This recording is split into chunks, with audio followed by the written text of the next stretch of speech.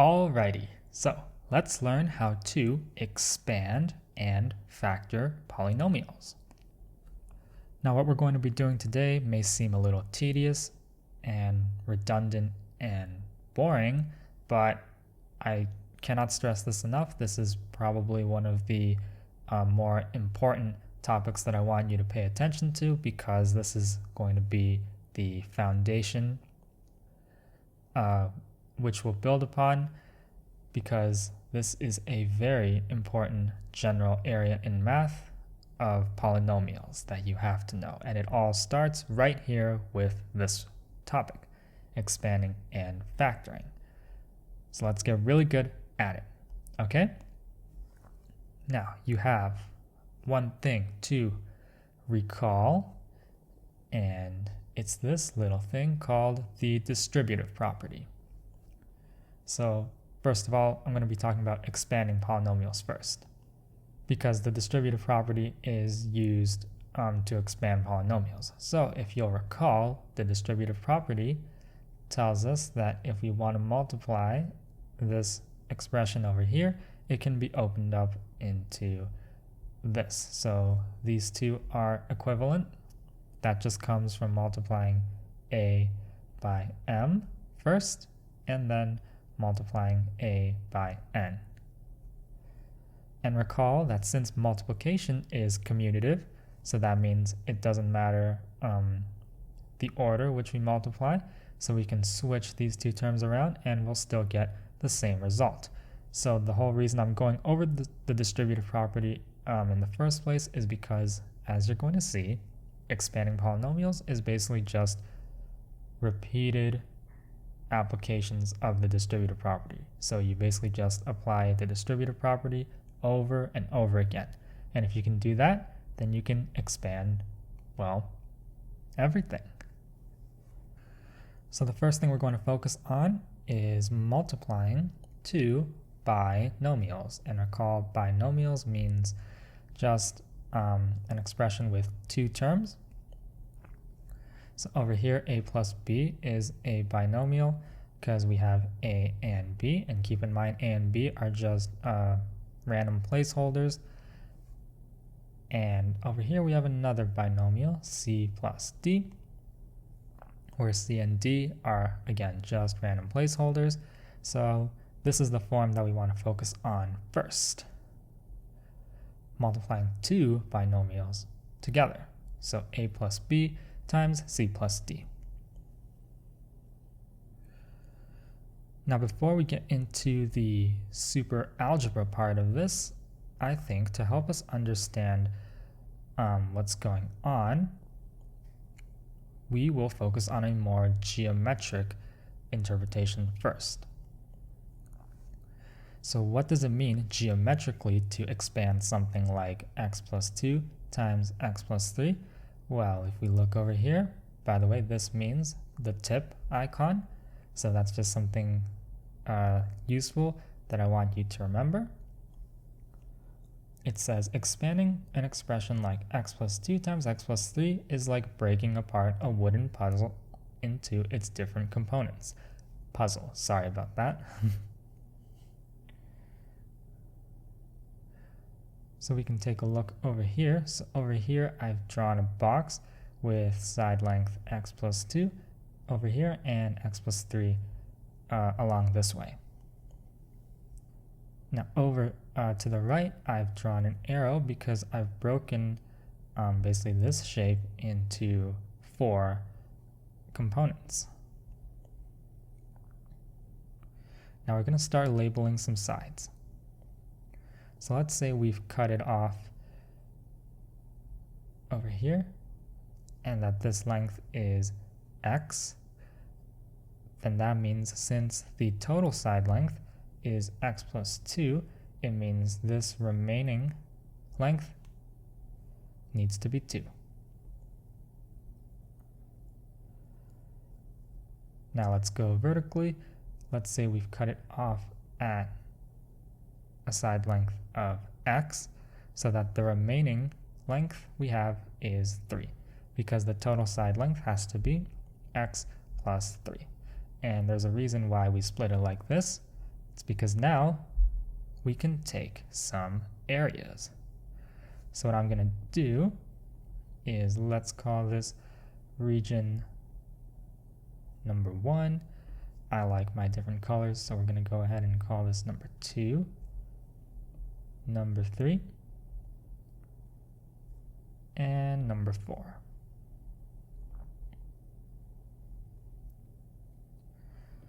And notice that the total area of this shape is going to be the sum of the areas of 1, 2, 3, and 4. So that's 1 plus 2 plus 3 plus 4.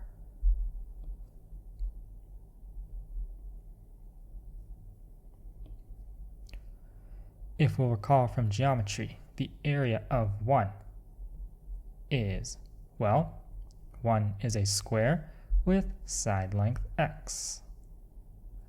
So this means the total area is going to be x squared.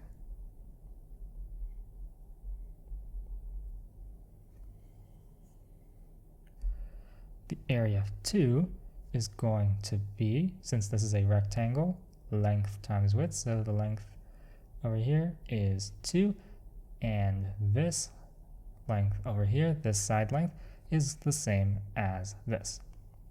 So that's going to be x, and we can label that more clearly. So this is x. So the total area of that would be 2x. Area number 3, so this is another rectangle with a length of 3 this way, and then going along this way, it would be the same as this top length over here, so that's x as well, which means the total area is actually 3 times x. And then the area of number 4, well, let's fill in some lengths. Notice that this length is going to be the same as this, so that would be 2, and then this length, don't know why my hand shook so much, this length is going to be the same as this. So we have a 2 by 3 rectangle, and the area of this rectangle is 2 times 3, which is 6. And if you'll recall from the previous video, where we can combine like terms, if we simplify this, we have x squared plus 2x and 3x can be combined into 5x and plus 6. Can't forget about that. So basically what we're saying is x plus 2 times x plus 3 ends up being x squared plus 5x plus 6.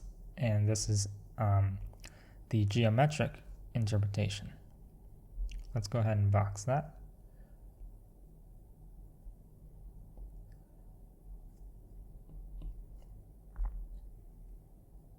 Now, how does the distributive property from before apply to this? That is a very good question, because we are going to answer that right now.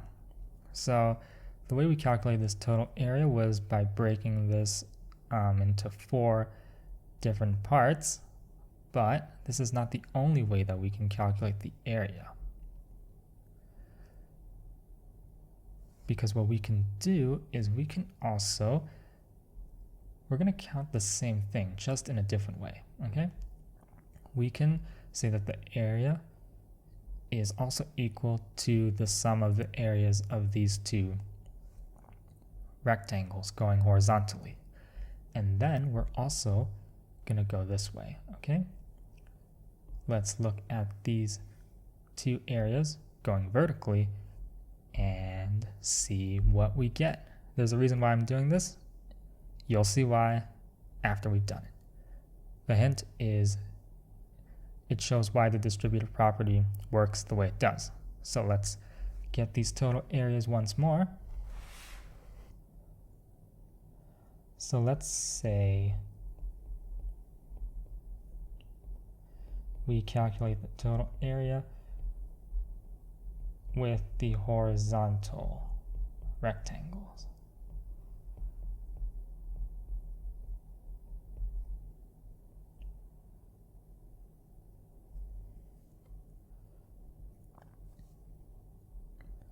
I'm actually going to take this. So I'm actually going to take this and just paste it. And then I'm going to get rid of this. We don't need that. And then let's see, how can I do this?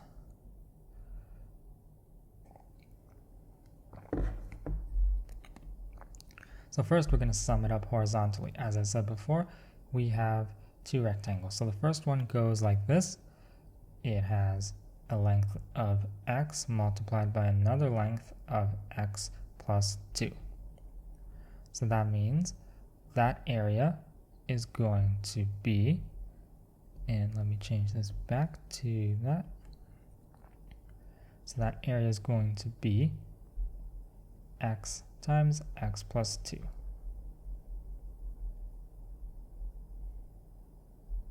But then we have another area of this rectangle. So we have a length of 3 and still a length of x plus 2. Notice it's the same as that. So I'm going to do it like this.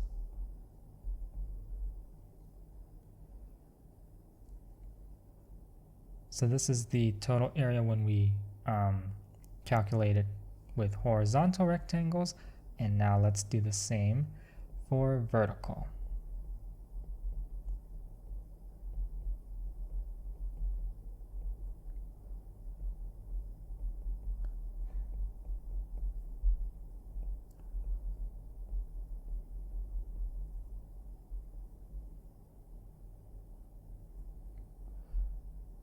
So if we look at things vertically, we have these two rectangles. So this one first with a length of x multiplied by another length of x plus 3.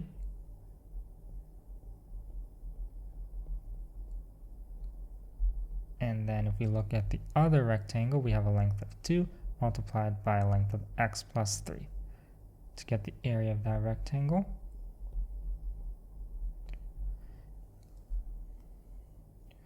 Now here's the important point.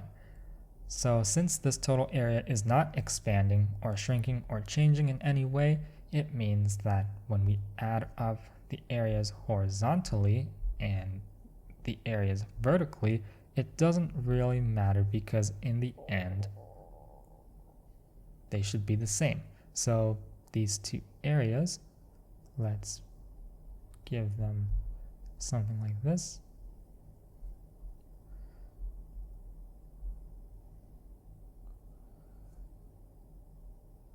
These two areas are the same. Let's give that a little highlight.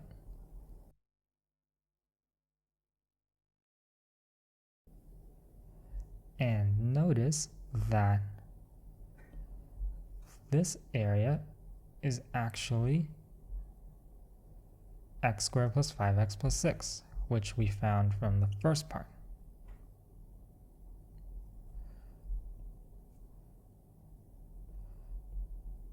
So basically, x squared plus 5x plus 6 is the same as this,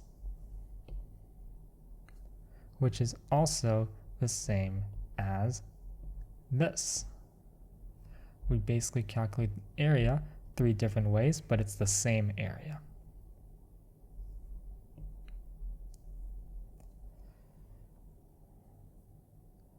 But also recall that what we started with was an x plus 2 by x plus 3 rectangle. So basically, we got a lot of stuff going on. All 4 of these, 1, 2, 3, 4, are all equal to each other. And going back to what I said before, what does the distributive property have to do with all of this? Well, if we take a look at our original expression, the one we started with, x plus 2 times x plus 3, remember, that's what we wanted to do at first.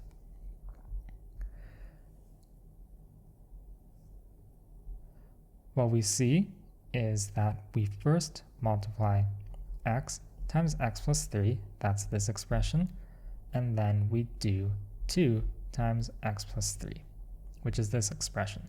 And by the distributive property, you know how to open these up. But since multiplication is commutative, which means it doesn't matter which order you go, you can also start with this x multiplied by x plus 2, so that's this expression over here, and then add 3 times x plus 2, which is this one over here. Once again, by the distributive property, you know how to open both of these up. So you can open them up, multiply it through, combine like terms to get this. And now you understand how to go from here to a final answer of this, all with geometry. So this explains the why, so that you really understand what's going on. But enough with the why, so I hope you found that cool. It's time to get into the applications and actually using it. So let's see it in action. Now, to multiply two binomials, there are many tricks, but I don't encourage you to focus on memorizing a trick, because if you understand that it's just the distributive property repeated multiple times, you should be fine with multiplying any number of polynomials.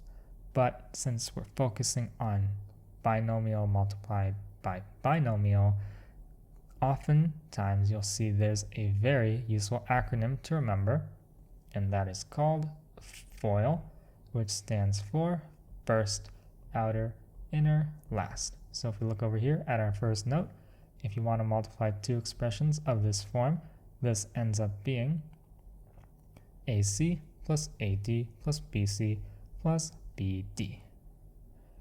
And that comes from AC would be the first term in each binomial. AD is going to be the terms on the outside, so that would be A times D. Hence, outer. BC is going to be the two inner terms you can see on the inside, and BD is going to be the last two terms that need to be multiplied. Hence, how you get this name. But again, as I said before, I don't want you focusing too much on the acronym, because when we really think about it, this thing over here, what do we see? That's actually just this. And over here we see it's just this. So it's just a distributive property repeated two times.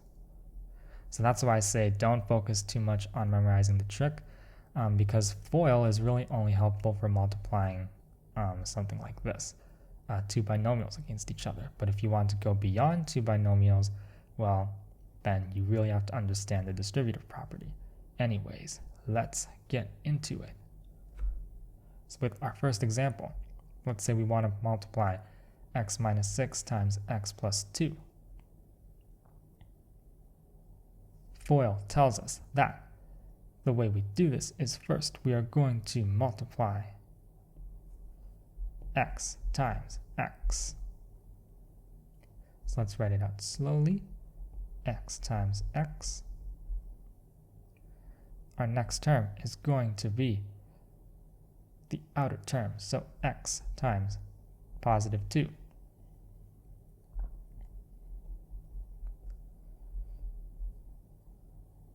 Remember, if I just have a letter and a bracket with a number, it means we're basically just multiplying the two. Plus, let's keep continuing. Inner tells us that we have negative 6. Remember, negative 6. Don't forget your sign. So negative 6 times x. Let's be consistent. Negative 6 times x, same thing as x times negative 6. Doesn't really matter the order. And last would be negative 6, again, not forgetting our negative, times positive 2.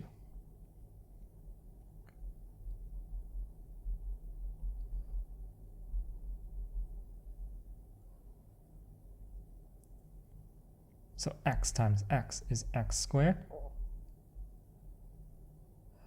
We have a 2x, and then we have negative 6x, and then we have minus 12. So if we combine like terms, so these two terms both have an x, that means this can be simplified to minus 4x, and then, of course, don't forget the minus 12. So let's box that. And there we go. That's how you use FOIL to expand x minus 6 times x plus 2.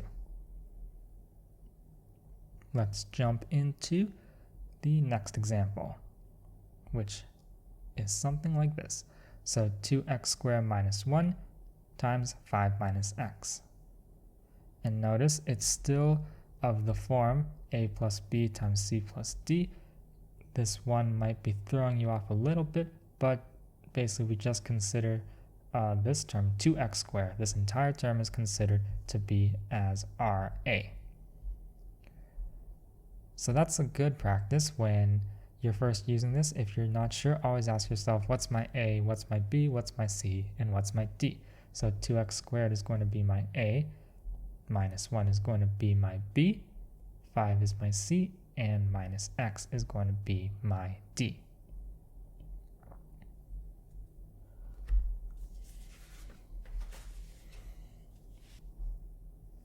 So FOIL tells us that first we multiply the first term in each binomial. So we're going to multiply 2x squared by 5.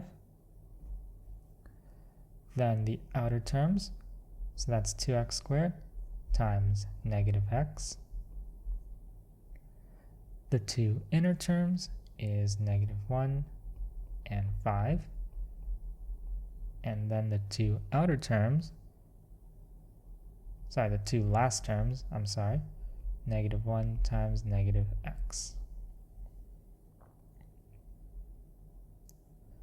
2x squared times 5 is 10x squared.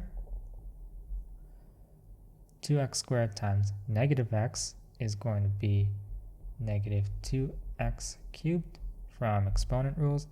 Negative 1 times 5 is minus 5, and negative 1 times negative x, remember, two negatives cancel and become a positive, so that's plus x. And because your teacher will most likely want you to arrange the final answer to be in descending powers of x, that means you need to put your final answer into this form. So first, you're going to look for the term with the highest power of x. So in this answer, the highest power of x is x cubed. So this term comes first, and then we get the next highest power. That's x squared, and don't forget the 10x squared. And then x, and finally constants always come last. So constants just means numbers. So negative 5 gets stuck at the end over there. So there we go.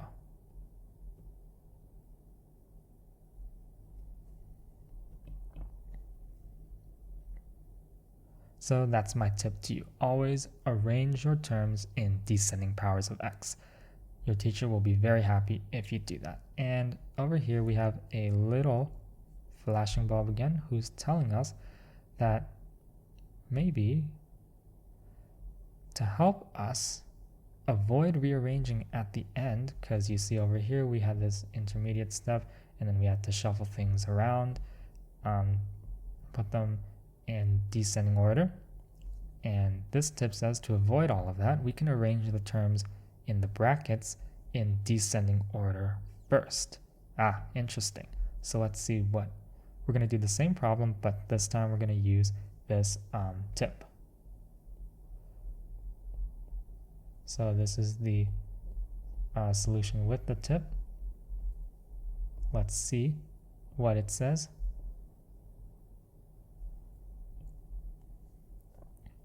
So what it's saying is basically what you can do first is look at your terms in the brackets and shuffle them around first. So if we look here, 2x squared minus 1 is already arranged in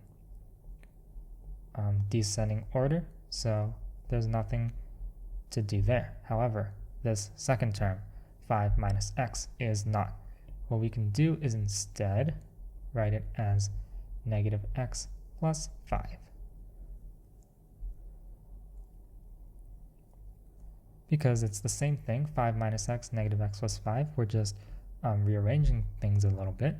But basically what this does is now when we actually try foiling it out, we are going to get this answer directly. So let's just do that real quick as practice. So first, two terms. Outer terms, 2x squared times 5. Inner terms, and last, negative 1 times 5. So 2x squared times negative x, negative 2x cubed. 2x squared times 5, 10x squared. Negative 1 times negative x is just positive x, and negative 1 times 5 is negative 5.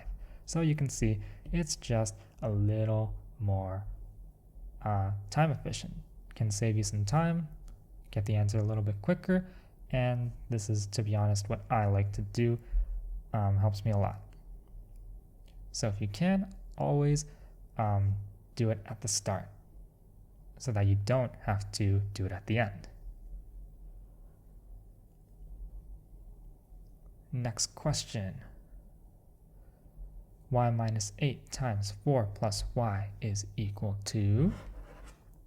So once again, we can use our friendly little tip to actually rewrite this as first y minus 8, nothing to change there, but 4 plus y can be changed to y plus 4. Now we can just FOIL this out. I'm going to be going a little bit quicker because by now I think hopefully you should understand what FOIL is all about. Eventually you're going to get so speedy at this. I have tons of exercises and homework to give you, so definitely check those out in the link below.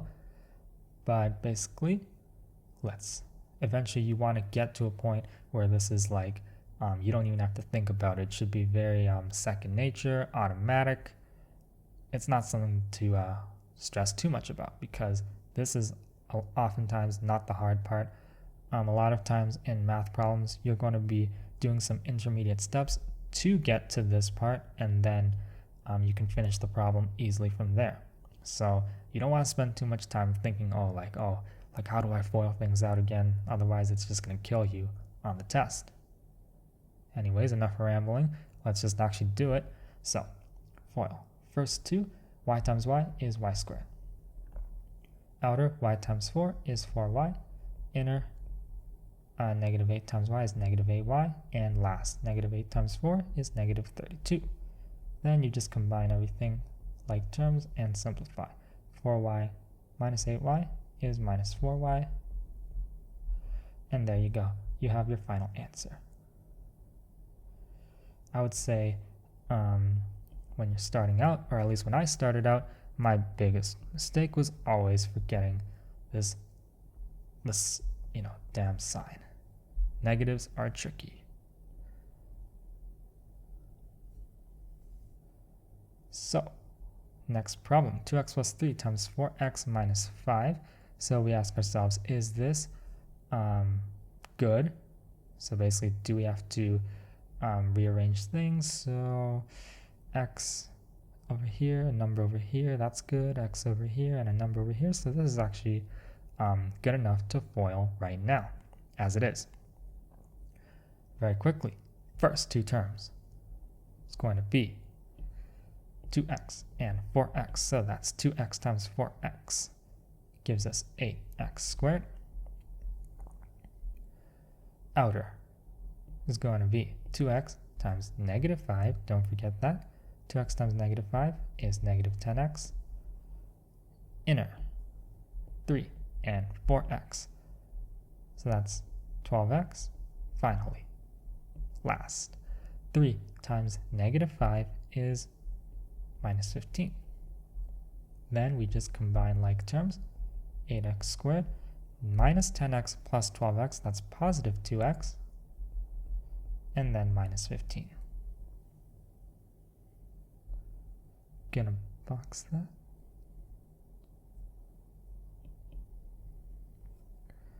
And then let's go here.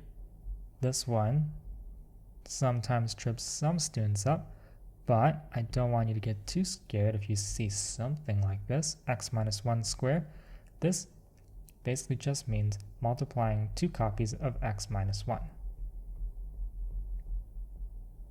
And now it is in the same form as 2 binomials, ready to be multiplied out by FOIL. So x minus 1 times x minus 1, if we FOIL that out, we get our first two terms, x squared, outer minus x, inner minus x, last positive 1. We simplify this to x squared minus 2x plus 1.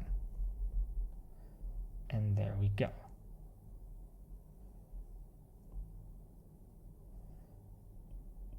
And I want to stress one point before we continue. This is very, very important. This is a little aside for those who are curious in math. Right now we are working with binomials being multiplied with each other. And later down the road, when you study math, there's something called the binomial theorem, which gets us from here to here pretty quickly. But that's a story for another day. Going to be making a video on that too. But basically, I just want you to realize that this is so important that in general, in math, we like to remember basically just x minus 1 squared equals x squared minus 2x plus 1. Like it's just automatic. So keep that in the back of your mind. You may see a future video from me that uses this idea. Anyways, let's continue. So up to now, we've been multiplying 2 binomials with each other, but now let's take things a step further and multiply a binomial and a trinomial. So tri, again, just means an expression with 3 terms. So this one over here, 1, 2, 3, this is a trinomial, and this is a binomial. So let's see how to multiply that out. So you see, this is why I, at the start, I emphasized showing you the distributive property so much. You may have found it a little annoying, but there's a reason why I did that, and that's because FOIL isn't really going to be much help for something like this. You may say, like, how do we use FOIL to do this? So that's why I don't recommend just memorizing FOIL.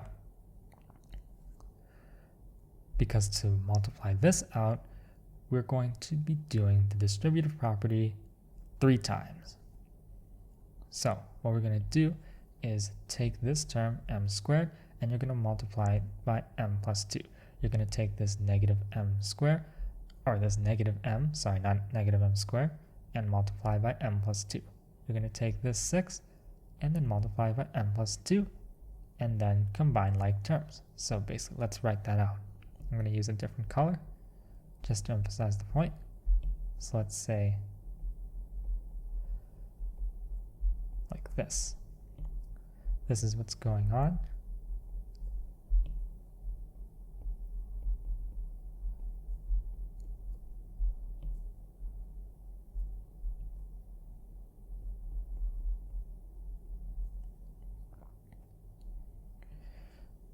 The distributive property can now be applied 3 times because we know how to do this. M squared times m first is m cubed. M squared times 2 is 2m squared. Negative m times m is negative m squared. Negative m times 2 is minus 2m. I am now just realizing I put x and I don't know why. Anyways, that should be m plus 6m plus 6 times 2, which is 12. And after we combine like terms, we get m cubed. 2m squared minus m squared becomes positive m squared. Minus 2m plus 6m becomes positive 4m. And then we still have a 12.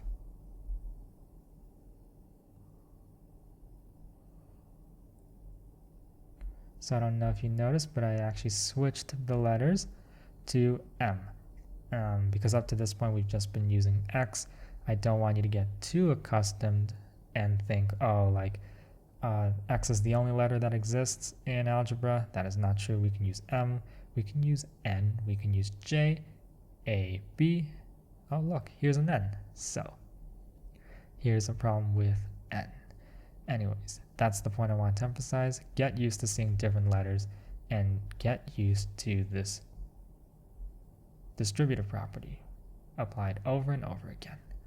So with that, I think by now you know the drill. You know what to do here.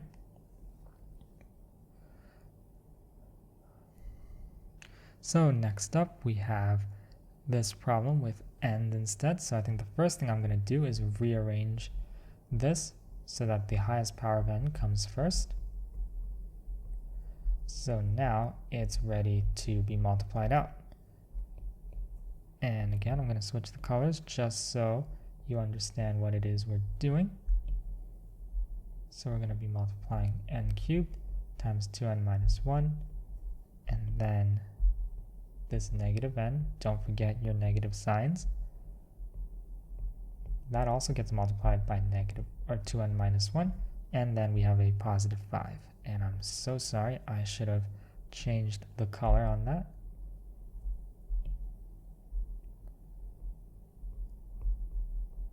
And now it's ready to be multiplied out because guess what? We just used the distributive property on these 3 terms over here. So that's why I emphasized the distributive property so much at the start. If you understand the distributive property, you can basically multiply out any 2 expressions. Whereas if you only memorize FOIL, well then you're just limited to 2 binomials being multiplied with each other.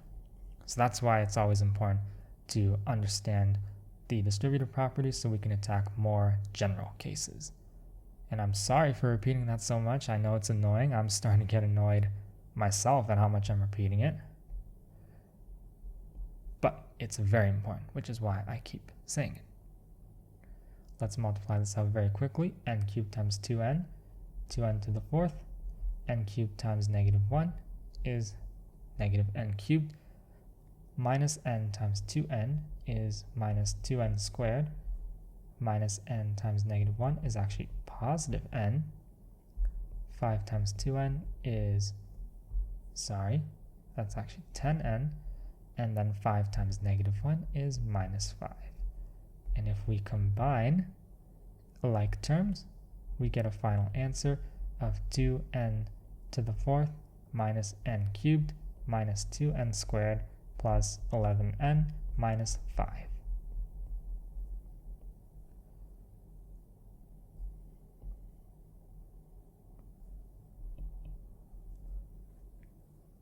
As I said before, we can take things a step even further. So now we have 2 trinomials. So this is our first trinomial, this is our second one. Let's get into it. So the first thing we look for is this arranged correctly? Well, I see the highest power of j is 2, 1, and then constant, so that's great. Here there's a power of 2, here a power of 1, right? There's an imaginary 1 there, and then we have a constant, so it's good. It's all good. It's ready to be multiplied out. And it's the same process. So you see, that's why it's great. Because it's the same thing over and over again. So first we're going to multiply j squared by everything. And then we're going to multiply negative j through everything like this. And then we have a positive 4.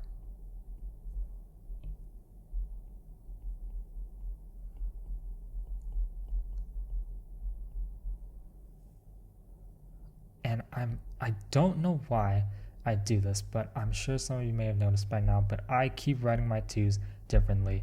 I have no idea why. Anyways, I hope that doesn't bother you too much. It actually kind of bothers me, so I'm going to at least fix this one. Okay, and now we just multiply everything out. So basically the process goes j squared times j squared times negative 2j, and j squared times positive 3. So you can see the form is sort of like this very loop arc motion. I'm going to do the same here and the same here. Okay? Going to be working through this a little bit quicker. J squared times j squared is j to the 4th. Then we have a negative 2j cubed. And then j squared. I picked a really annoying letter. I don't know if you can tell, but like writing these j's is just annoying. I would really prefer x, but anyways, I made that choice, so that's a bad call. Noted. Not going to use j's in the future, probably. Negative j times j squared is negative j cubed. This ends up being plus 2j squared. And then we have minus 3j, 4j squared minus 8j plus 12. So I don't actually have the final answer written beside me for this problem, unlike the other problems, so I could actually know that I was correct. So we're going to have to do this right now. This is my first time doing it. So let's hope this is correct. Okay, hope we don't make any silly mistakes. So we got the j to the 4th term, and then let's look for our j cubed terms. I believe it's just these two. So that would be minus 3j cubed. And then j squared, there's quite a bit of them. We got a 3, positive 2, and then we have a minus. Oh wait, no, see, this is why. It's a plus 4. So 3 plus 2 plus 4, I believe that's it. 3 plus 2 plus 4 is 9. Don't know why so slow there. Okay, and then let's look for the j's.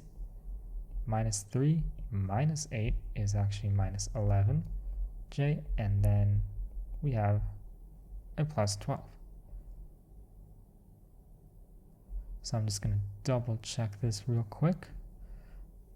J to the 4th minus 3j cubed plus 9j squared minus 11j and then 12. Okay, I believe this is correct. Great.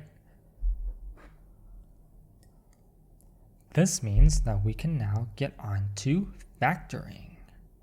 Factoring, another very important part of algebra, so let's get really good at it. And I always say if you can expand, well then you can factor, because factoring is basically just the opposite of expanding. So you could also think of it as like factoring sort of undoes the expanding. So basically what that means is now we're going the other way. Starting with something like this, the goal is to turn it into something like this. So you have this expression with no brackets, and then now you got something like this. And when we do this, basically we say that we have factorized the polynomial like so. So we say that we have factorized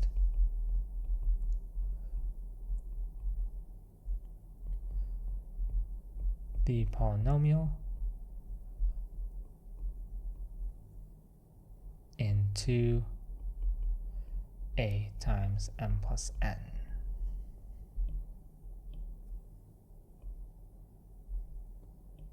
Okay?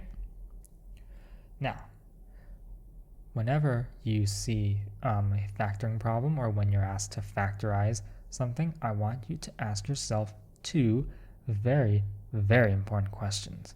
So the first thing you're going to ask yourself is, what is common? It might not make much sense right now, but you'll see in the examples what I mean by, what is common. So that can include letters and numbers. So over here, just real quick, what is common?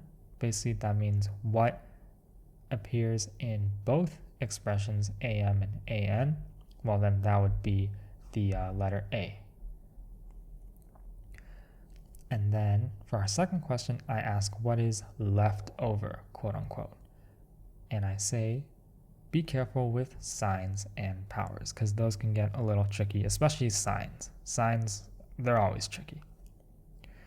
So if we look here, to answer this question, I said A was common, which is why we're going to take that out. And then what do we have left? Well, if this A isn't here anymore, we have an M left. If this A isn't here anymore, we have an N left. So that's why we put those into brackets like this. And I did not write it out, but there oftentimes is actually a third question that you should ask yourself. And that would be, can I do better? Basically, that means, is the factorization complete, or can I factor even more? Because a lot of times, sometimes you may think your factoring is done when really you can actually factor even more. Because your teacher will most likely want you to factor completely. So they don't want you to factor partially, they want you to factor until the very end. So I'm going to change this in the document. It says 2, but I think we're going to go with 3. And if you ask yourself these 3 questions for any factoring problem, then you should be good. So that's all there is to factoring. Let's get into it. So our first question tells us to factor 2a plus 2b. So we're going to be going through a little checklist with our 3 questions from above. So at first we're going to go real slow, but as I said before, as you get better at this, it should just come naturally. So first, what is common?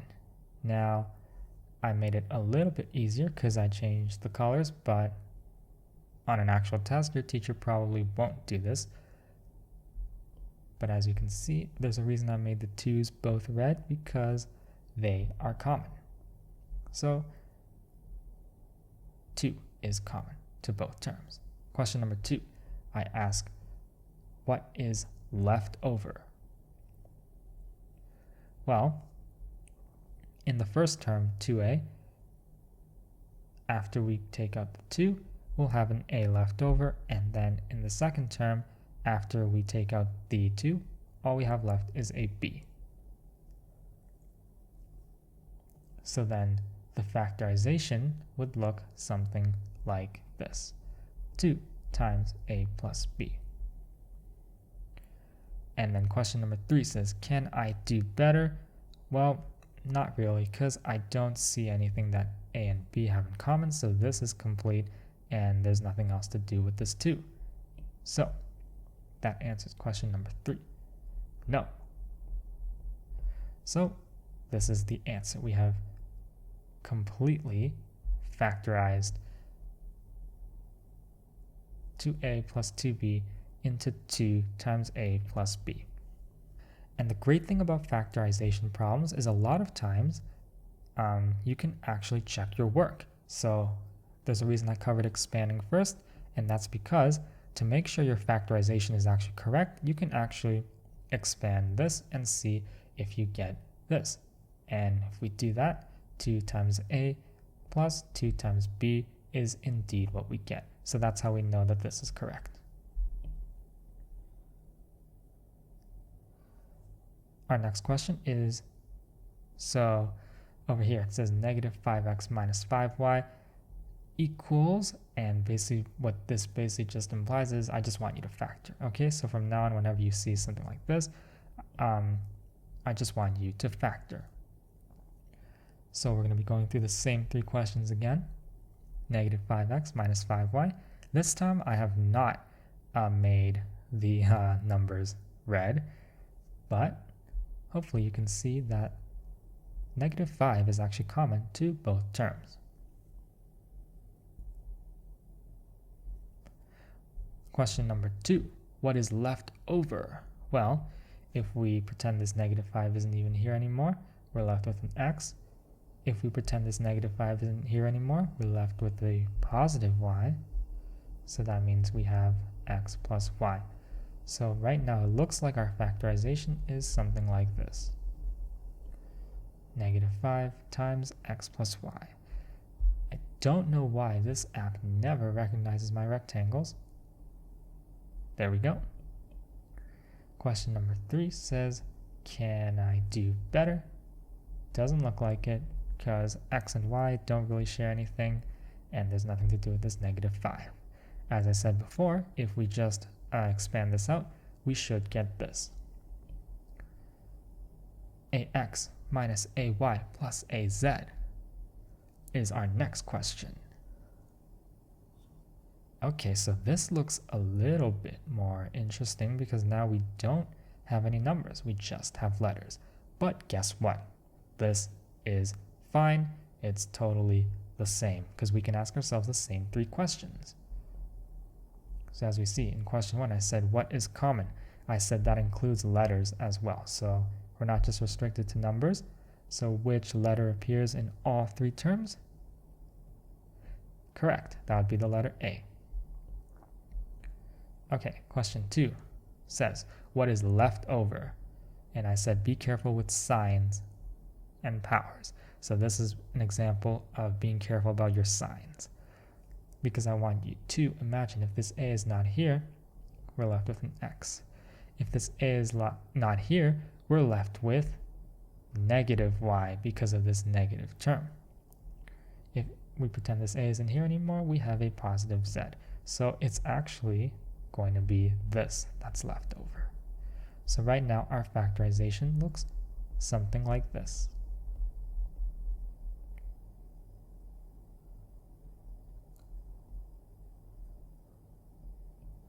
Question 3 says, can we do better? Doesn't really look like it. A, x, y, and z are 4 completely different letters, nothing really in common, so no.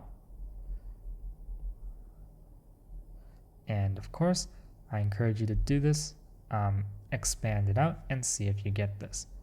You should get it, because this answer is correct.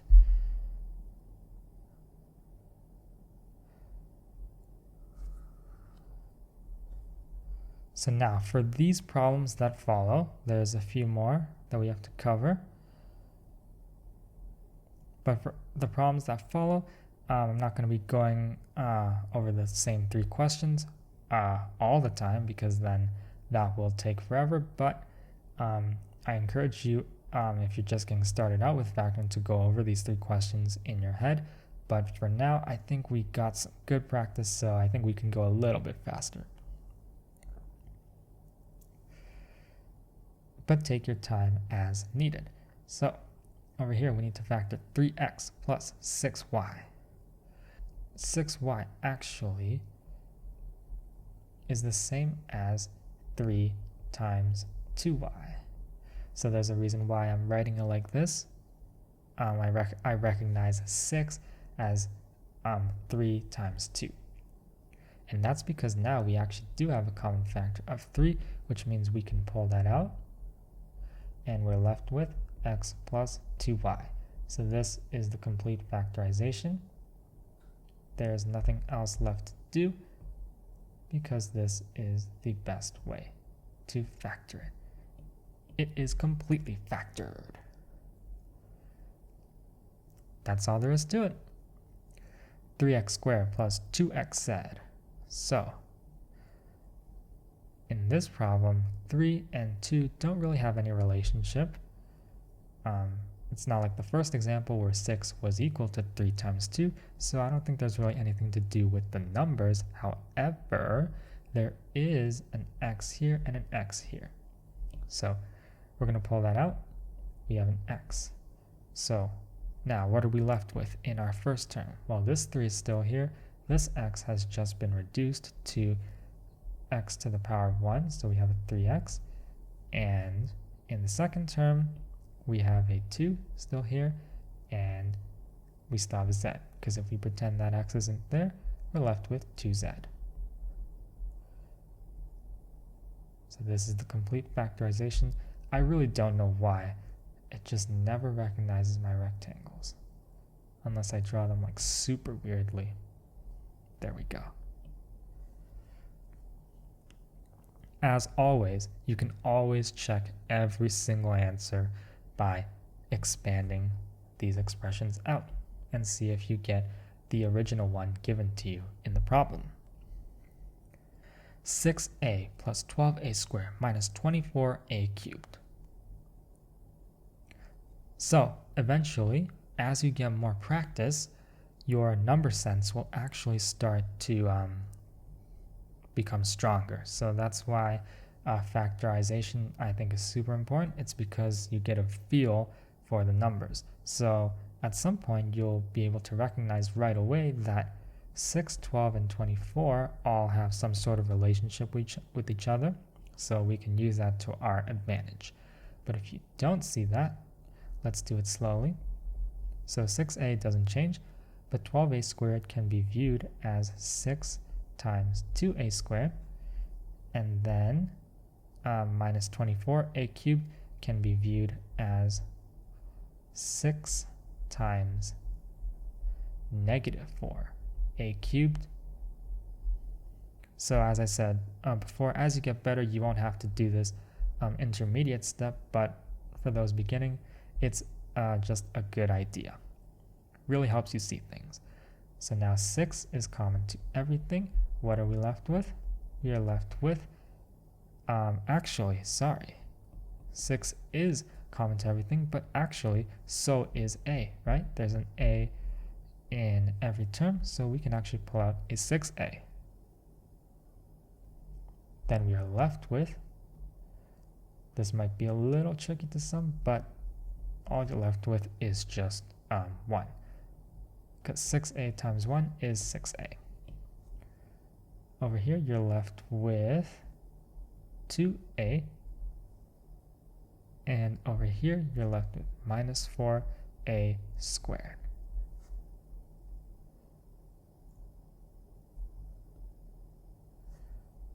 Fantastic. Let's keep continuing. So y cubed minus y squared might sound tricky to some, but if we rewrite y cubed as y squared times y from basic exponent rules, now we can see that we have a y squared in both terms. So this is why exponent rules are also super handy to remember, and we're left with y minus, and once again, we're just left with a 1.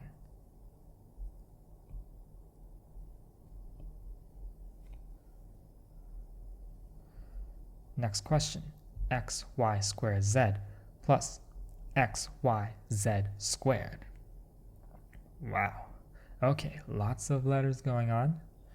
we got x and y and z, we got powers of 2, but no matter, we can see that xy squared times z is the same as xyz times y. There's an extra copy of y in the first term, and then in the second term, there's actually an extra copy of z. This means xyz is common to both terms, and what we're left with is y plus z.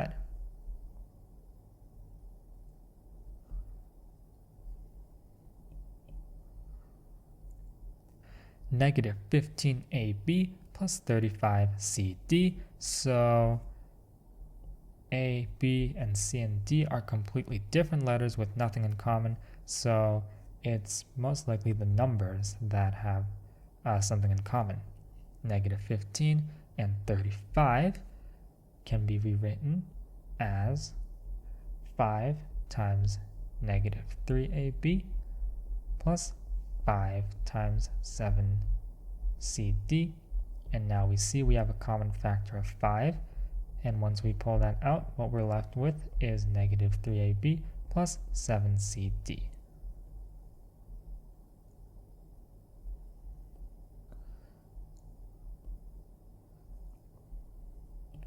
Now, as I said before, eventually you'll get so good that you won't have to do this intermediate step.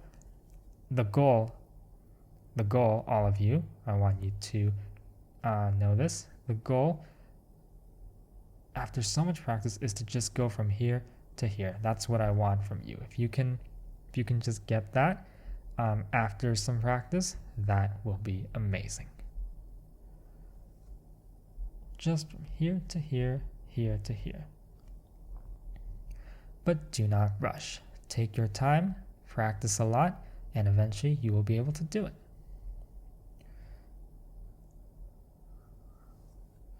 Okay, now here we go.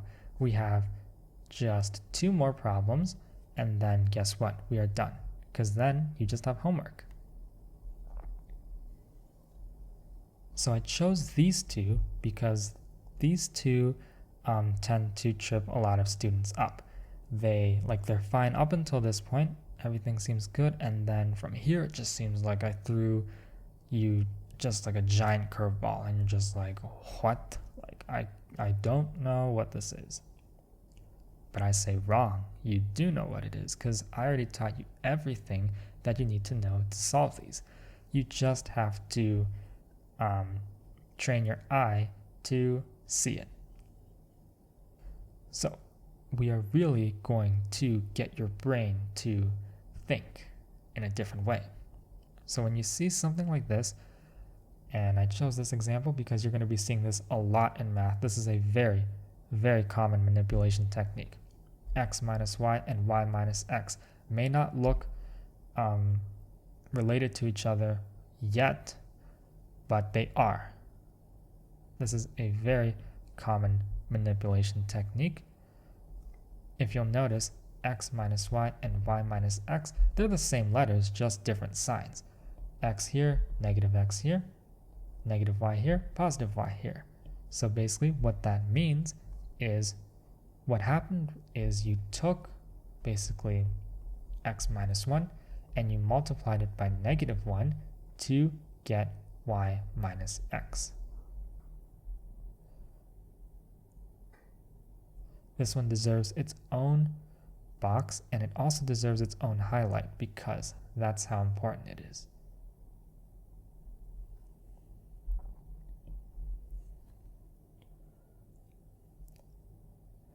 So with this very handy information, now we can turn this problem into x minus y times m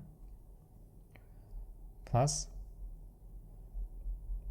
negative 1 times x minus y times n. Remember, y minus x, so this thing over here is the same thing as x minus y times negative 1. Now we do have a common factor of x minus y, which means we can pull it out, and what we're left with is m And then -1 times n becomes -n.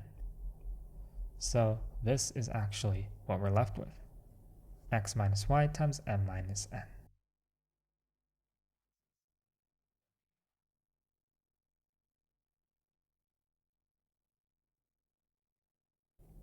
And final problem of the day, x plus y times a plus x plus y times b. No, this is not a trick question. Do not overthink it.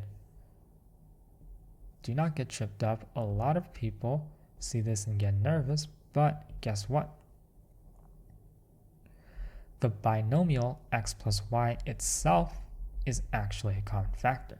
So when we pull that out, we're left with a plus b.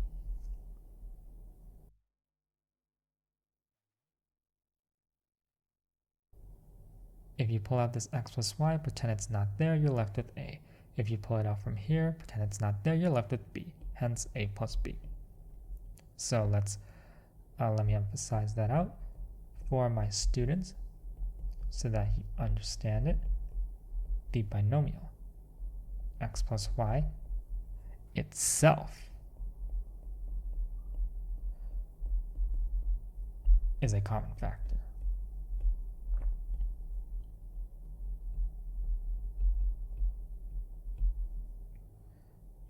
Let's give that a highlight. Okay, and with that, guess what? We have finished this very important topic. So over here, you have your homework set. So that's 10 expanding problems and 10 factoring problems. So this is all included in the document that I will be linking in the description box, so you can check it out and start working on these problems. Now, besides this homework, what I'm also going to include in the description is 2 more problem sets with pretty much the same thing. So it's just going to be a lot of expanding and factoring problems.